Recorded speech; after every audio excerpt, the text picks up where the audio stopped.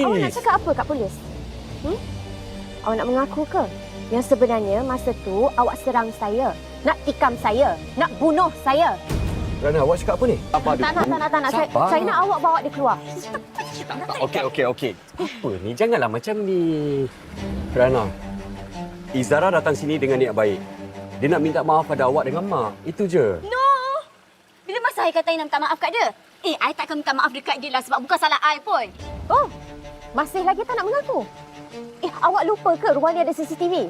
Nak saya serah bukti pada polis? Kau nak ugut aku ke apa sekarang ni? Can you just say sorry to Rayhana? Habis cerita, senang. No, I takkan. Perempuan, kalau kau nak ugut aku pun boleh ugut kau lah. Aku boleh report polis yang kau tu cuba nak bunuh aku.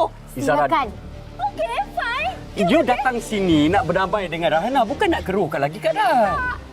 I tak nak pun baik dengan perempuan ni. I akan ke polis sekarang. Tak payah kau polis. Awak nak cakap apa kat polis? Awak nak mengaku ke?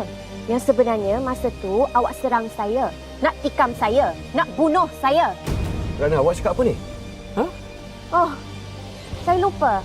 Awak tak bagi tahu dia lagi. Izara, apa kata awak bagi tahu Faris hal yang sebenar? Bagi tahulah. Izara, apa ni? Apa ni? Cakaplah. Cakap. Suka